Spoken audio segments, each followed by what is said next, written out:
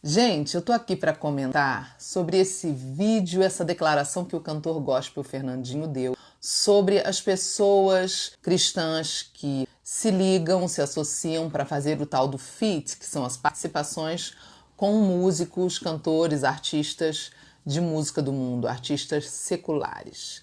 Foi uma polêmica esse vídeo dele.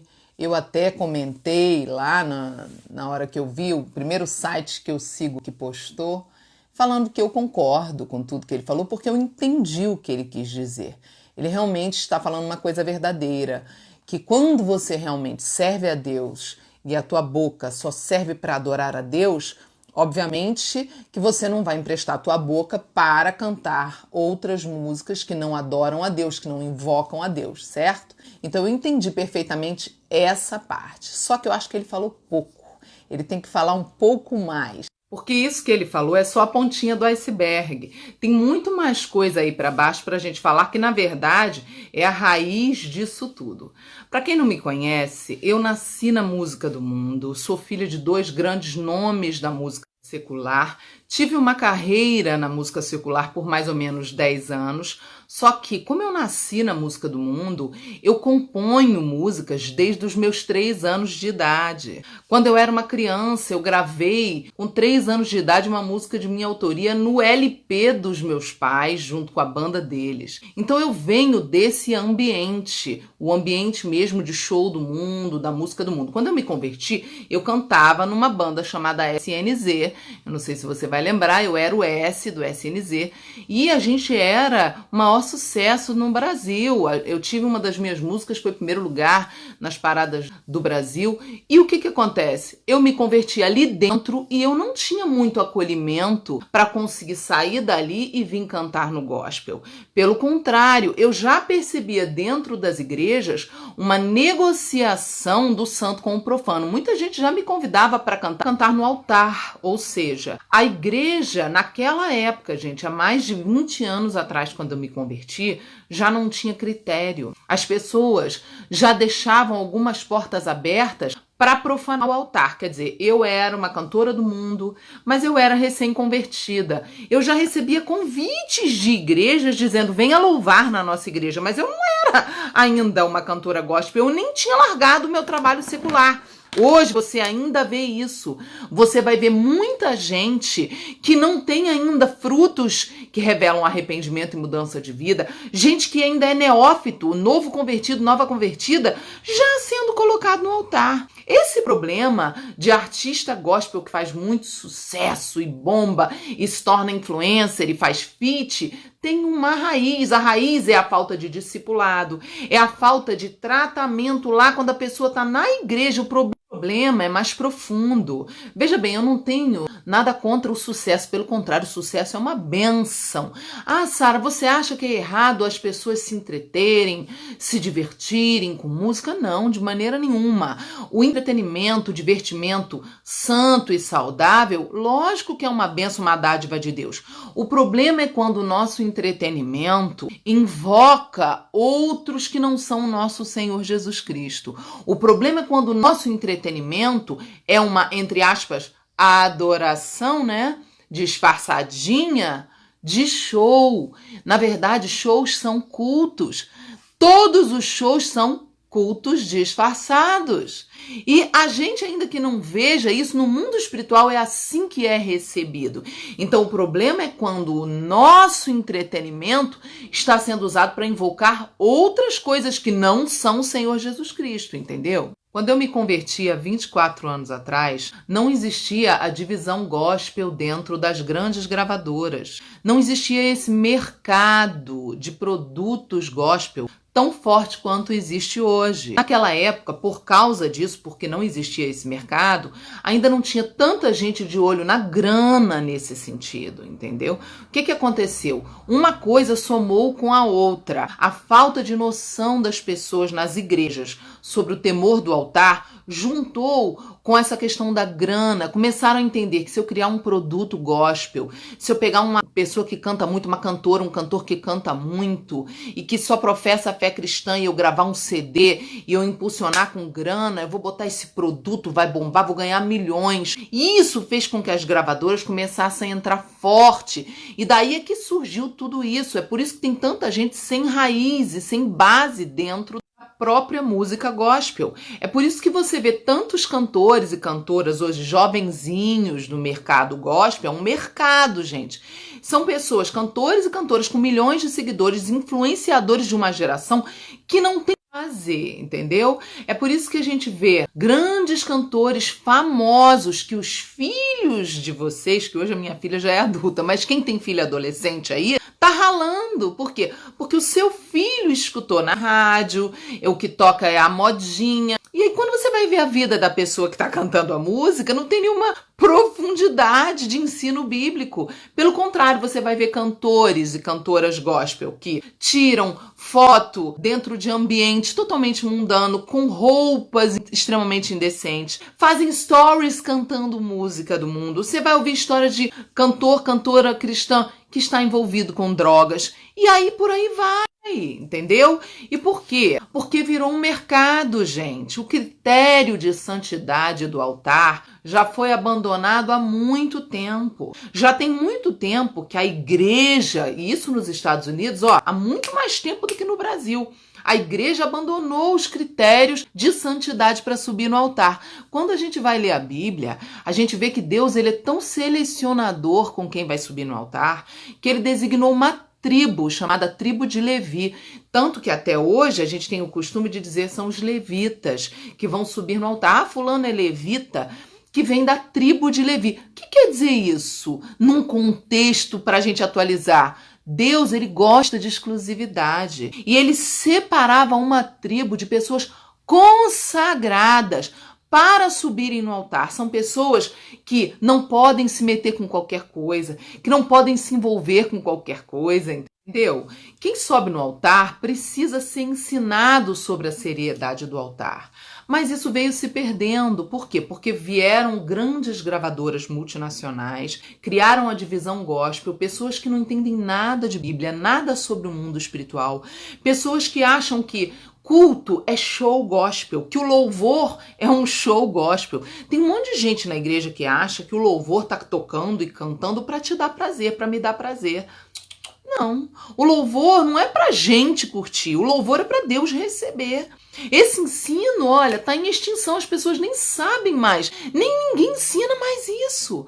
O que é o altar? A santidade, o temor. O altar é a linha de frente da batalha, da guerra espiritual. Se você subir com brecha, quem cai é você. Se você subir no altar em pecado, você corre o risco só de morrer. Só isso, só morrer, só bater as botas. Ah, Sara, mas acontece que fulano e fulana, eles cantam música gospel, mas eles não cantam no altar da igreja deles, não. Eles fazem que nem lá nos Estados Unidos. Você sabe como é que é nos Estados Unidos? Nos Estados Unidos é assim. Tem um cantor de música secular, não tem nada de vida com Deus, não tem nenhum relacionamento com Deus, mas simplesmente grava um disco gospel para vender no mercado gospel com a sua voz. Isso é um mercado que simplesmente pega a voz do cantor que faz sucesso no secular e grava agora só com música gospel. Isso aconteceu agora no Brasil, isso está acontecendo agora aqui no Brasil. Um monte de gente que não tem vida no altar, que não tem vida de consagração, tá cantando música gospel e vendendo e tocando na rádio e arrebentando. Qual é o problema disso? O problema disso é que os jovens, os adolescentes, os seus jovens, os seus adolescentes, eles querem cantar aquela música da pessoa que não tem nenhuma consagração no altar da igreja. Eles querem trazer aquilo que tá na rádio para o altar da tua igreja, e aí é que mora o perigo. Por exemplo, você sabe aquela música Aleluia, que teve uma cantora com uma voz lindíssima, cantora gospel, uma voz lindíssima, a menina, ela gravou essa música fazendo uma letra em português para a música Aleluia, uma música em inglês. O compositor dessa música, o Alexander Cohen, ele não é crente. Ele se declara budista, não tem nada a ver com Bíblia, a vida dele. E a letra da música original é uma zoação para as pessoas que querem se emocionar. Ele literalmente fala o seguinte, olha, é muito fácil emocionar na letra. É só juntar o tal acorde com tal acorde que você vai sentir emoção. É uma zombaria. Aí ele põe no refrão, aleluia, aleluia, aleluia. Os crentes sem noção, sem cultura, não sabem ler o inglês, pega lá, troca e canta uma música. No altar tem um monte de igreja que canta essa música até hoje. As pessoas precisam entender que toda música ela tem uma fonte de inspiração por trás. Eu componho desde os 3 anos de idade. Eu sou filha de 2 grandes compositores. Será que eu sei disso? Será que eu entendo disso? Eu compunha quando eu era do mundo. Eu me lembro bem dos processos para compor no mundo e a diferença de quando eu recebi o Espírito Santo. Eu não componho mais desde que eu recebi o Espírito Santo. Eu recebo, o Senhor toca para mim as músicas. É uma coisa linda, uma coisa tremenda. E as pessoas pensam que, não, é só trocar a letra. Não, meu bem, a letra é o de menos. A letra só confirma o que a melodia está invocando. A melodia, ela é como uma senha. Ela é como algo que abre dentro de você um arquivo espiritual. A melodia espiritual, ela entra em você, ela te ministra no espírito e na alma, além do corpo, entendeu? É muito sério, gente. Então, temos que tomar cuidado com quem compôs a tal da música. Agora eu vou terminar te contando uma história, que é lógico que eu não vou falar o nome da pessoa, que eu não posso expor, mas é um amigo meu, que ele também já cantou, mas ele é compositor de música do mundão mesmo, assim, sertanejo, muita música do mundão mesmo, pesada. Um dia ele chegou pra mim e falou assim, você tá cantando gospel agora, Sara? Aí eu tenho umas músicas gospel. Eu olhei bem pra cara dele e falei, como assim? Você não é da igreja, você não é crente, você nem crê que Jesus é o Senhor? Ele disse pra mim, não, mas é muito fácil fazer música gospel. Eu pego a palavra amor e troco pela palavra Senhor. Eu pego a palavra carinho e troco pela palavra unção. Então meu amor, eu quero teu carinho, eu boto meu Senhor, eu quero a tua unção. Isso é a realidade que já está acontecendo nos Estados Unidos há muitos e muitos anos e no Brasil hoje. Já tem tempo, então toma cuidado. Olha os compositores das músicas que você ouve. A conclusão é que essa coisa do feat que o Fernandinho falou é só a pontinha do iceberg. Sabe? É o que todo mundo tá vendo, é o que tá chamando atenção na mídia. Mas, na verdade, tem uma raiz, é só a ponta do iceberg, tem uma coisa muito maior por baixo que não está sendo tratada. Jesus falou sobre essa questão das aparências. Quando a gente só está preocupado com as aparências, a verdade é que no nosso meio cristão tem muito, mas muito crente que se as aparências estiverem tudo bem, tá tudo ótimo, ninguém fala nada, ninguém confronta. Mas quando começa a incomodar na questão das aparências, aí o povo se levanta. E Jesus falou, olha, vocês estão coando um mosquito e engolindo um camelo. Vocês estão preocupados com um detalhe quando tem uma coisa muito maior que vocês estão deixando passar. Ele falou isso lá em Mateus 23, 24. E essa palavra não era para os gentios, para os ímpios, para os incrédulos, não. Essa palavra era para nós cristãos. Era para os crentes essa palavra. Então veja bem, Sara, o que você sugere? Você acha que as gravadoras, grandes gravadoras, estão erradas em ter uma divisão gospel? Não.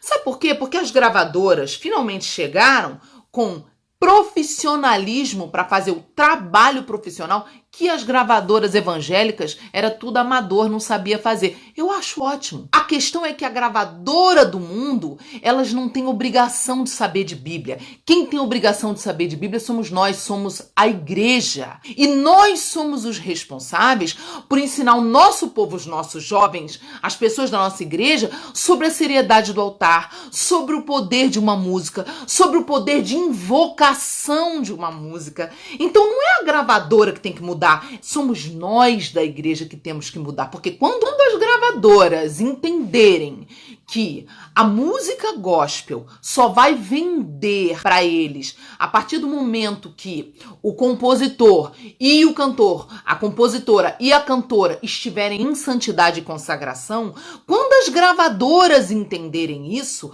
as próprias gravadoras não vão mais contratar pessoas que não têm coerência com o que cantam e com o que vivem na vida particular. O problema é que a igreja consome sem olhar quem. A igreja consome e bota no altar e enriquece as gravadoras sem nenhum critério de santidade. A culpa é nossa, a culpa não é das gravadoras. O trabalho das gravadoras é ser profissional. E quando a gente mudar e a gente parar de consumir aquilo que vem de uma pessoa que não está em consagração, aí as gravadoras automaticamente não vão mais contratar pessoas que estão vivendo em pecado, entendeu? E aí o artista gospel que é convidado para fazer um feat com um cantor de música do mundo, se ele tem uma vida de consagração, se ela tem uma vida de consagração, é uma pessoa que vai buscar a direção do Espírito Santo, é uma pessoa que vai determinar os limites para a sua participação.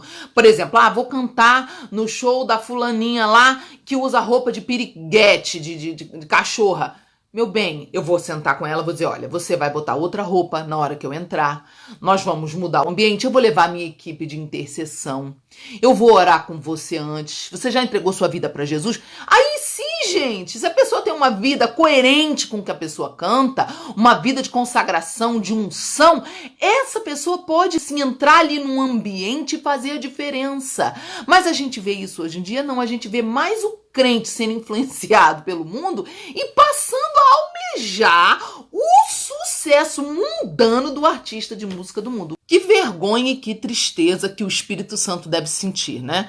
Quando vê o coração de um crente desejando as coisas do mundo. Agora, quanto a mim, eu posso falar. Eu fui transformada por meio de um discipulado, de um tratamento de confronto, de mudança de vida. Eu aprendi e tenho pregado isso há mais de 15 anos. Gente, o altar da igreja é o lugar que, se não tiver consagração e santidade, aquela igreja pode ser linda, milionária, poderosa, ter mais de 5 mil, 20 mil pessoas, que não vai mudar nada territorialmente. O altar que tem fogo estranho não muda, não faz a diferença nos céus de uma cidade, de um bairro, de uma nação. Não muda. É por esse motivo, amanhã, 7 de setembro, nós estamos todos entrando em oração por causa de toda a manifestação pacífica que nós queremos mudar o Brasil, mas não adianta nada se os altares das igrejas continuam cheios de fogo estranho, fogo profano, imundície, pecado. Por quê? Porque nós temos que mudar isso urgentemente. E eu encerro com esse texto de Salmos, capítulo 24, que diz assim, verso 1. Ao Senhor pertence a terra e tudo que nela se contém. O mundo e os que nele habitam, tudo pertence a ele. Verso 2. Fundou a ele sobre os mares e sobre as correntes a estabeleceu. Verso 3. Quem subirá ao monte do Senhor? Quem é que vai subir no altar do Senhor? Quem é que vai permanecer no seu santo lugar? Quem é que vai ficar com ele na eternidade santa com ele? Verso 4 ele responde, aquele que é limpo de mãos e puro de coração, que tem mãos limpas e coração puro, que não entrega a sua alma à falsidade nem jura dolosamente. Verso 5, ele obterá do Senhor a bênção e a justiça do Deus da sua salvação. Verso 6, tal é a geração dos que o buscam, dos que buscam a face do Deus de Jacó. Verso 7. Levantai, ó portas, as vossas cabeças. Levantai-vos, ó portais eternos, para que entre o Rei da Glória. Levanta a tua cabeça para os portais eternos, porque Jesus está voltando. Jesus está voltando. Entenda, mãos limpas significa o quê? Sem sujeira, sem pecado, sem praticar pecado. Coração na Bíblia é alma, alma pura, alma limpa, mãos limpas e coração puro. Significa eu não peco nem na prática, nem nas minhas vontades, vontades transformadas. Quem subirá ao monte santo do Senhor? Quem vai subir no altar do Senhor? Quem vai habitar no lugar santo do Senhor? Aquele que anda em santidade, aquela que anda em santidade. Quem é que tem que subir no altar do Senhor? Quem está em consagração, como era a tribo de Levi, uma tribo separada da sujeira, separada do pecado. Esses são aqueles que têm que subir no altar do Senhor. Jesus está voltando. Vamos nos consagrar. Está muito perto. Vamos acordar. Em nome de Jesus. Que Deus abençoe a todos e até a próxima.